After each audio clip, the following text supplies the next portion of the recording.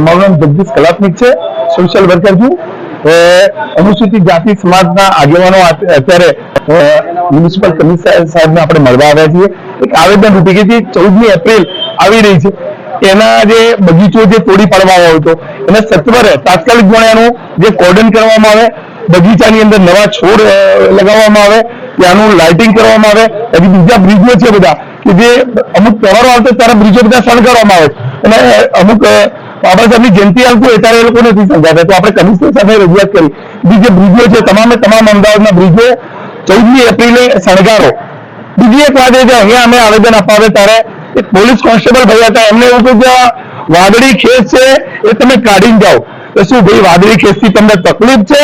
એટલે એ બાબતમાં અમે કમિશનર સાહેબને પણ રજૂઆત કરવાના છીએ કે આ ખેસ છે અમારી આન બાન અને શાન છે, આ બાબા સાહેબના વંશજો છીએ એની અમારી નિશાની છે અને પોલીસ કોન્સ્ટેબલને કોઈ રાઇટ્સ નથી કે ભાઈ અમને ખેસ કાઢીને અંદર જવાનું કે। એટલે એ બાબતમાં ટૂંક સમયમાં અમે અમદાવાદ શહેર કમિશનર સાહેબને રૂબરૂ રજૂઆત કરવાના છીએ કે ભાઈ દરબાર હતા એમનું મેં જોયું પાછળ રસી લખેલું હતું, જાતિવાદી માનસિકતા ધરાવે છે, જાતિવાદનો કીડો એમનામાં સળવડે છે। એટલે આ બાબતમાં ટૂંક સમયમાં અમે કમિશનર સાહેબ નામ જિગ્નેશ વાઘેલા, ગુજરાત પ્રદેશ ભીમ સેના, સાથી સૌ મિત્રો આગેવાનો અહીંયા આજે ઉપસ્થિત છે। 14મી એપ્રિલ બાબા સાહેબની જે સ્ટેચ્યુ છે અમદાવાદનું, ત્યાં જે પણ સમારકામ, જે બગીચો કોર્ડન કર્યો છે કે તોડી નાખ્યા છે એ કામે અનુસંધાને રજૂઆત કરવા આવેલા, પરંતુ બાબા સાહેબ કે બાબા સાહેબને લગતા કોઈ પણ જાતિના વિષય હોય ત્યારે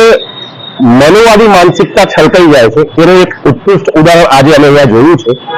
જે સાથી મિત્ર જગદીશભાઈએ જે વાત કરી કે એક પોલીસ કોન્સ્ટેબલ કર્મચારી જે જગદીશભાઈને નિલેશભાઈને એમ કહેવામાં આવ્યું કે ભાઈ આ ખેસ ઉતારીને અંદર તમને પ્રવેશ મળશે, તો આ આતંકવાદીનો ખેસ છે?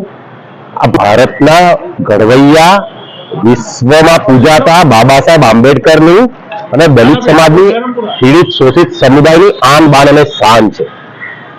તો આ બાબતે અમે મ્યુનિસિપલ કમિશનર સાહેબને પણ રજૂઆત કરી છે અને અમદાવાદ શહેર કમિશનર સાહેબને પણ મળવાના છીએ। હું નિલેશ પરમાર, પ્રમુખ ભીમ સેના।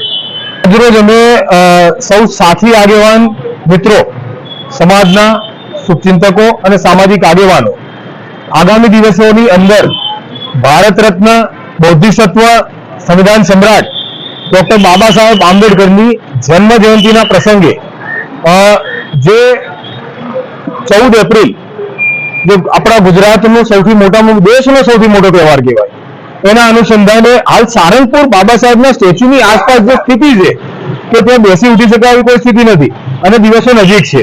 તો સૌ સાથી આગેવાનો જગદીશભાઈ છે, જિગ્નેશભાઈ વાઘેલા છે, સિદ્ધિબેન છે, રાકેશભાઈ છે, અલ્પેશ સોલંકી છે, સૌ મિત્રો સાથે આજે અમે અમદાવાદ મ્યુનિસિપલ કમિશનરને આવેદનપત્ર આપવા આવેલા હતા કે સારંગપુરનું જે કાર્ય છે, લાઇટિંગ, સારંગપુરનું ગાર્ડન, સારંગપુરનું બગીચાનું જે છે સફાઈ, એ બધું કલર, રંગરોગાન, પ્રતિમાનું કલર એ ખૂબ ઝડપથી થાય, કેમ કે 14મી એપ્રિલના દિવસો નજીક છે। એ રજૂઆત કરવા માટે આવેદન આપવા માટે અમે મ્યુનિસિપલ કમિશનરને મળવા માટે આવેલા હતા।